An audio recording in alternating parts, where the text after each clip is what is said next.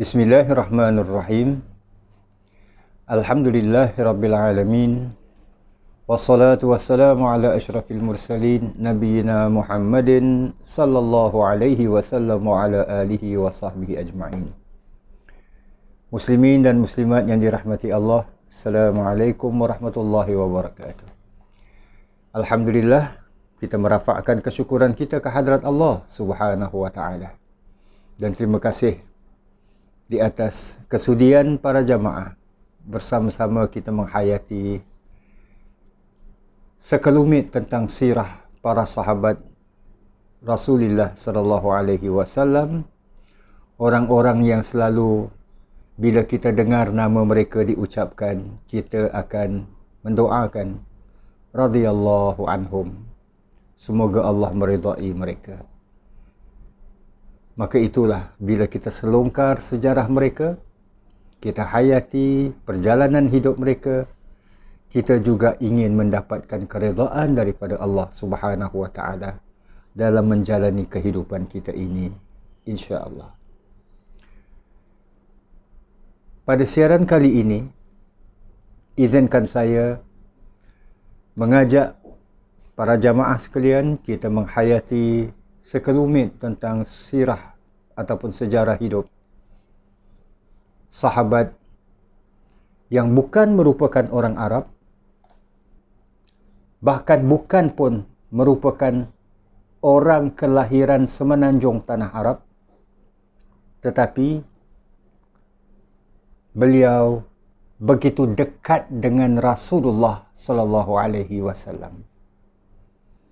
Islam sebagai sebuah agama yang tidak terkhusus kepada sesuatu bangsa, yang tidak terkhusus untuk mana-mana individu ataupun keturunan ataupun daerah di mana mereka dilahirkan. Islam adalah agama untuk semua. Dan sahabat ini yang kita hayati sejarah hidupnya ini adalah salah satu di antara contoh keindahan Islam itu. Salman Al-Farisi radhiyallahu anhu, sahabat yang pernah Nabi sallallahu alaihi wasallam saking sayangnya baginda dengan sahabat ini, Nabi pernah mengucapkan, Salman minna min ali baitina. Salman adalah sebahagian daripada kami, daripada anggota keluarga ataupun kaum kerabat kami. Nah, begitu dekatnya Salman di hati Rasulullah sallallahu alaihi wasallam. Salman Al-Farisi sesuai dengan panggilannya Al-Farisi, iaitu orang Parsi. Beliau dilahirkan di sebuah daerah di Parsi yang sekarang ini daerah Iraq, di negeri Iraq. Orang-orang Parsi yang pada ketika itu, saat kelahiran Salman ini, adalah salah satu di antara dua kuasa besar yang berada di dunia pada ketika itu. Selain daripada orang-orang Rom, orang-orang Parsi. Dan orang-orang Parsi ini dengan sistem berajanya menganut agama Majusi. Bahkan rajanya mewajibkan kepada orang ramai, rakyatnya, untuk menganut agama yang ia anuti, iaitu agama Majusi yang menyembah api, yang meyakini bahawa Tuhan itu terjelma daripada kehebatan api. Muslimin dan muslimat yang dirahmati Allah, daripada daerah yang mana orang-orang menganut agama Majusi inilah Salman dilahirkan, membesar sebagai seorang anak muda yang dikurniakan oleh Allah Subhanahu wa taala kecerdikan, kemampuan untuk berfikir dengan matang. Wajar ke api yang dinyalakan lalu disembah? Maknanya kalaulah nak menyembah Tuhan, adanya api. So kalau tak ada api, bagaimana Tuhan ini disembah? Nah, muslimin dan muslimat yang dirahmati Allah, ini yang difikirkan oleh Salman. Tidak wajarnya sebuah agama yang demikian. Maka begitulah kemudiannya Salman mengambil keputusan untuk meninggalkan kampung halamannya, berhijrah seperti mana sebahagian daripada anak-anak muda orang-orang Parsi suka merantau. Tapi merantaunya Salman berbeza dengan anak-anak muda yang lain, yang mungkin merantaunya mereka untuk mengubah nasib. Salman merantau meninggalkan kampung halaman dan sanak saudaranya adalah untuk mencari kebenaran. Maka begitulah apabila berada di kota Kufah, Salman mendengar adanya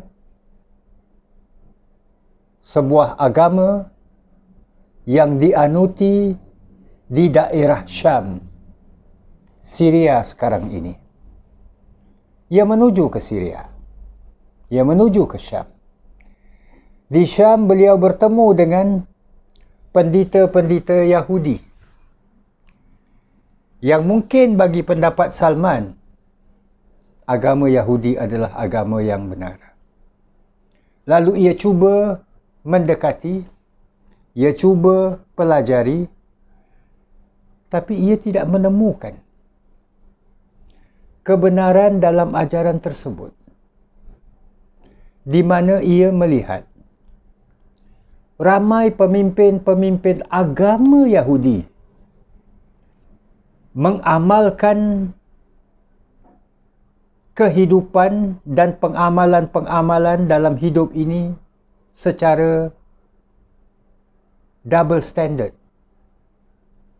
Yang dimaksudkan dengan double standard di sini adalah, kalau untuk orang awam, sesuatu yang diharamkan itu adalah haram. Tapi bagi alim ulama, yang mereka suka, walaupun yang diharamkan, tak haram buat mereka. Contohnya lah, selain daripada mengamalkan riba, Salman memerhatikan pemimpin-pemimpin agama Yahudi ini minum arak, yang mana keluar daripada mulut-mulut mereka, iaitu alim ulama Yahudi ini, arak itu haram, tak boleh diminum. Tapi mereka sendiri minum. Sebab untuk orang awam haram. Tapi untuk alim ulama, ia tak haram. So ini yang dimaksudkan double standard. Maka Salman melihat ini bukan agama yang benar. Tak mungkin agama yang benar mempunyai pendirian ataupun hukum yang demikian.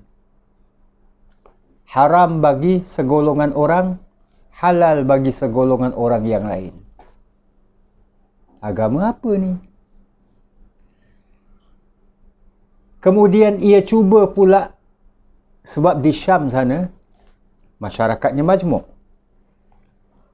maka Salman bila mana mendengar adanya pendeta-pendeta dan alim ulama orang-orang Nasrani,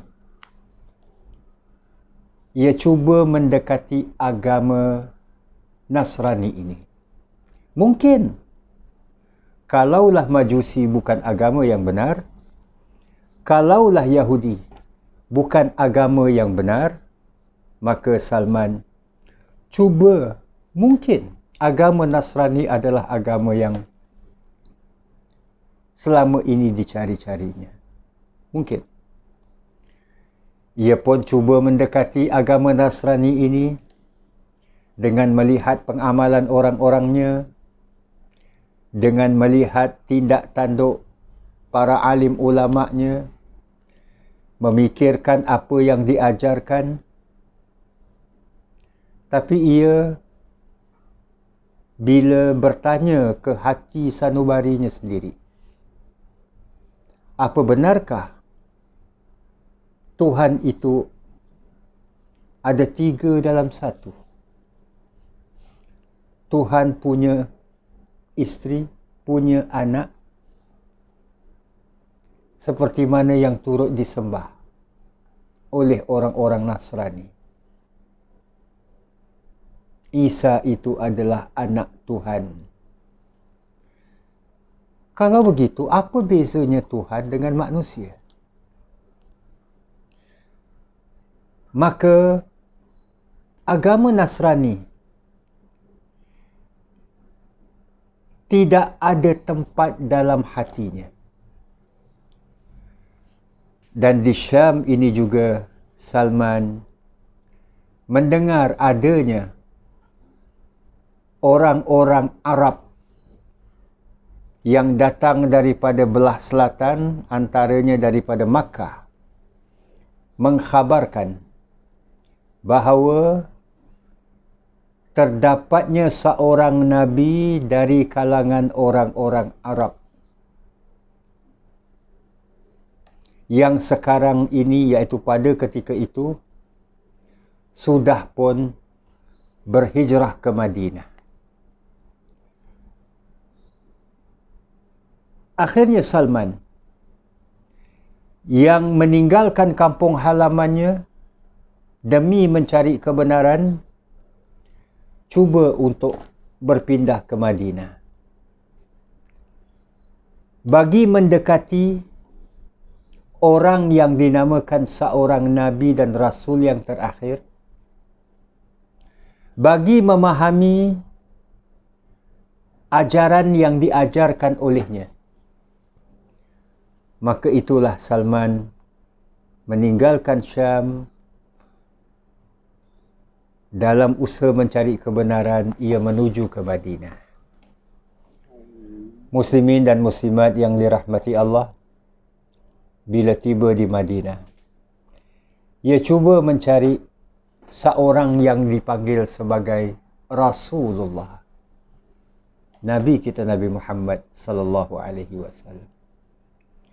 Bila ia melihat sahaja Nabi sallallahu alaihi wasallam dengan tutur kata baginda yang cukup lembut, dengan akhlak baginda yang cukup mempersona, bagaimana indah dan cantiknya pergaulan Nabi dengan para sahabat, bahkan para sahabat itu sendiri, mereka membuktikan apa yang mereka kata.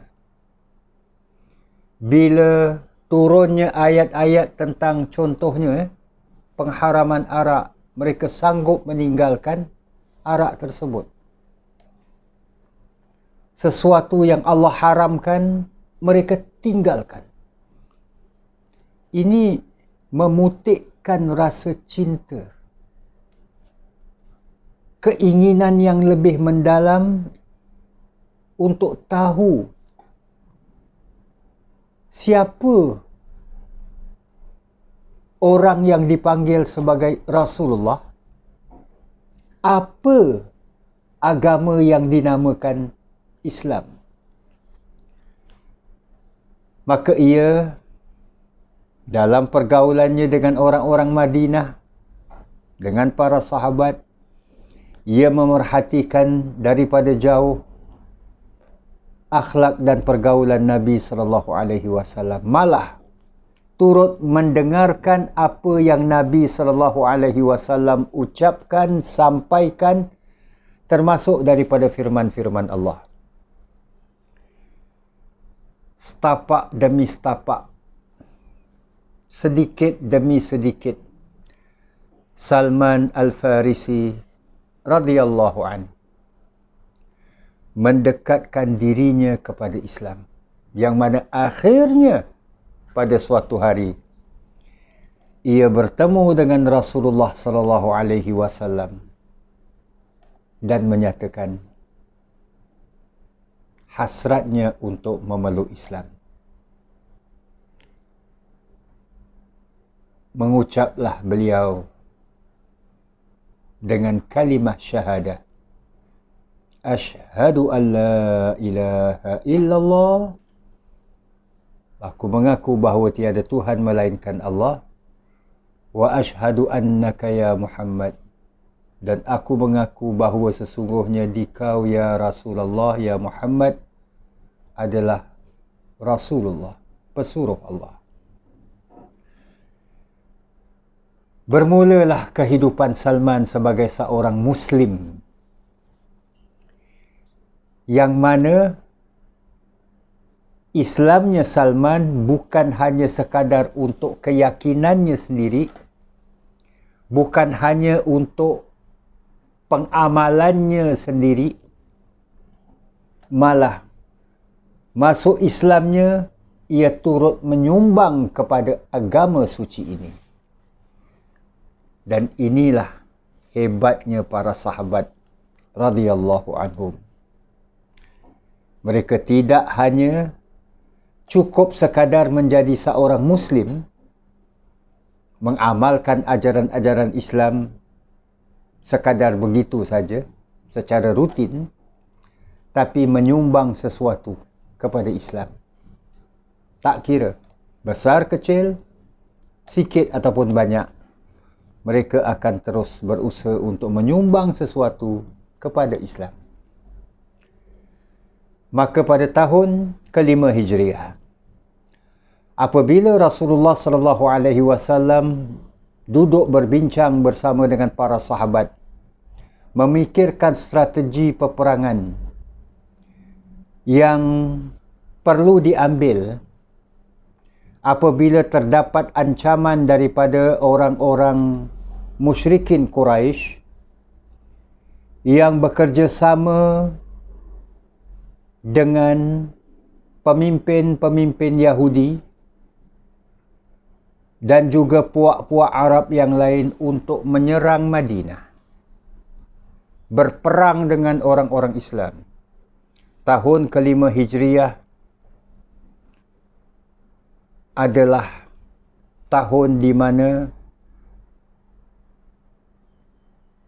2 tahun sebelumnya orang-orang musyrikin Quraisy Makkah mengalami kekalahan dalam 2 peperangan. Peperangan Badar yang terjadi pada tahun ke-2 Hijriah, peperangan Uhud yang terjadi pada tahun ke-3 Hijriah. Maka pada tahun ke-5 Hijriah, apabila orang-orang Yahudi datang ke Makkah ingin mendapatkan kerjasama dan persetujuan daripada orang-orang pemimpin-pemimpin Quraisy, termasuklah Abu Sufyan pada ketika itu, untuk menebus balik kekalahan mereka dalam perang Badar dan perang Uhud, maka akhirnya terbentuklah satu pasukan tentera. Maka dalam berbincangnya Nabi SAW dengan para sahabat,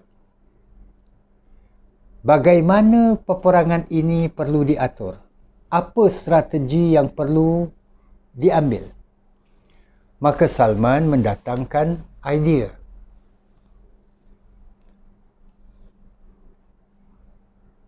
Salman mengatakan, Ya Rasulullah, wahai Rasulullah, inna fi ardi Furs kami ketika berada di daerah Parsi, di negara Parsi ini, negara Parsi ini besar.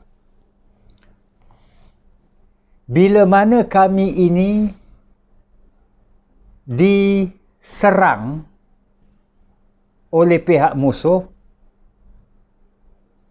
khandakna, kita buat khandak. Khandak ini kita buat parit. Ini parit ni jamaah yang dirahmati Allah. Biasa kalaulah orang-orang kita di sebelah sini kalau sebut parit saja, biasanya dia ibarat longkang ataupun sungai tapi kecil yang berair. Tapi kita sedia maklum suasana di Madinah buminya kering. Jadi tanah itu dikorek, dibuat lebih dalam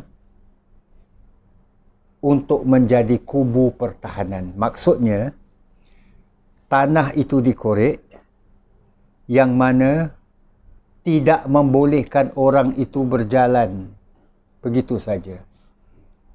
Maknanya kalau mereka itu menyerang, musuh datang menyerang, mereka bila nak menyerang, umpamanya dengan menunggang kuda sebagai contoh, mereka terpaksa turun, kemudian naik semula. Dan ini boleh menyebabkan persiapan-persiapan orang-orang Islam melepaskan anak panah ataupun melemparkan tombak yang membuatkan orang-orang ataupun musuh ini gagal.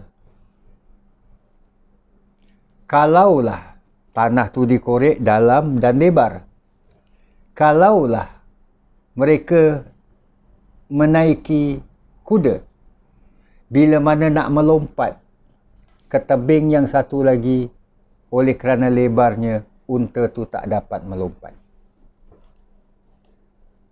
Ini khandak yang dimaksudkan. Maka dengan sumbangan idea yang didatangkan oleh Salman ini, maka Rasulullah sallallahu alaihi wasallam menerima pakai. Menerimanya dan bersama-sama dengan para sahabat Rasulullah sallallahu alaihi wasallam turun padang untuk korek tanah buat khandak.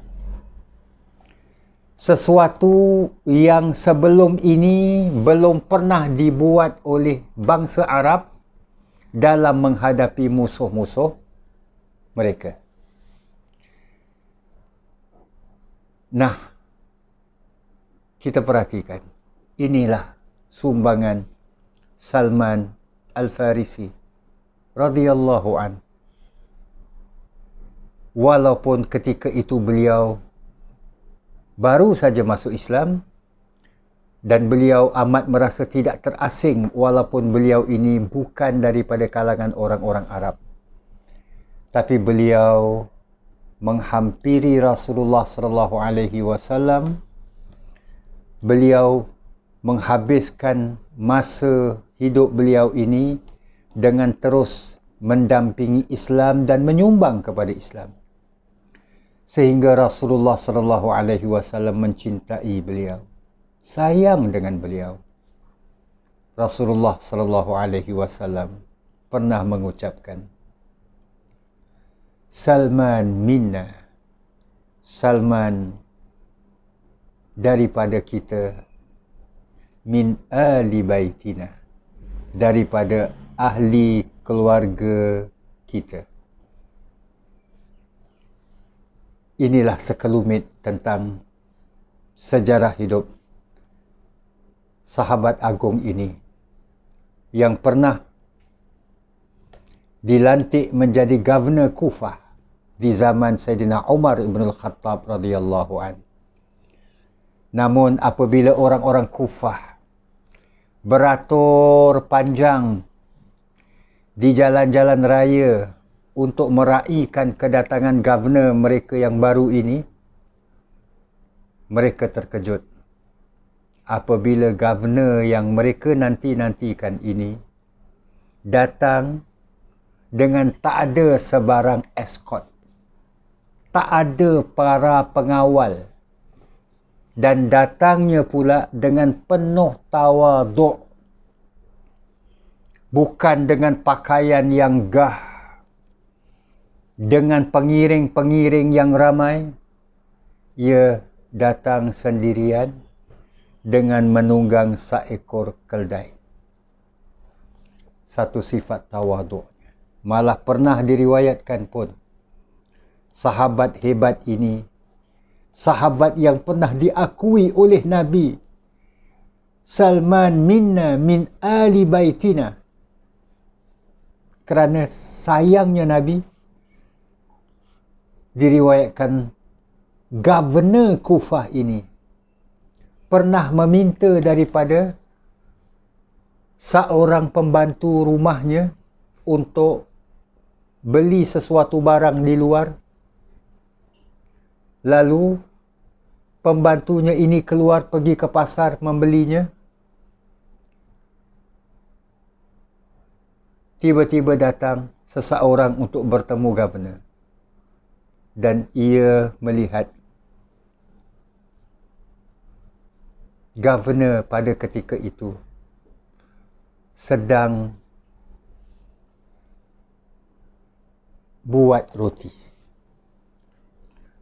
Sedang menggiling tepung untuk buat roti.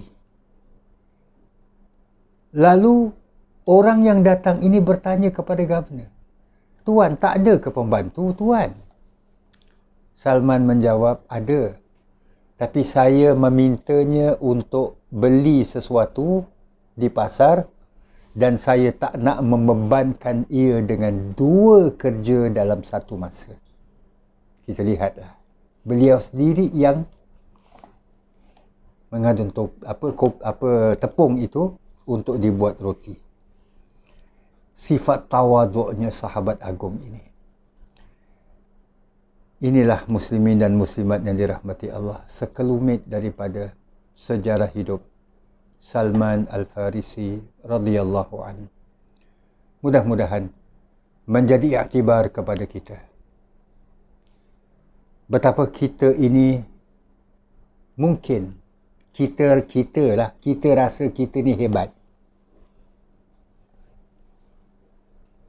Tapi sebenarnya kita ini siapa? Yang penting di samping itu adalah sebagai seorang Muslim, Islam tidak hanya mengajarkan kepada kita untuk mengamalkan sesuatu, buat sesuatu kerja, tapi dalam pada itu, amal yang kita buat, ibadah yang kita laksanakan, menjadikan kita ini sebagai orang yang menyumbang kepada kesejahteraan hidup manusia. Itulah Islam. InsyaAllah kita bertemu dalam siaran yang lain. Terima kasih di atas perhatian semua. Aqulu qawli hadha wa astaghfirullahal azim li wa lakum wa lisairil muslimin. Wassalamualaikum warahmatullahi wabarakatuh.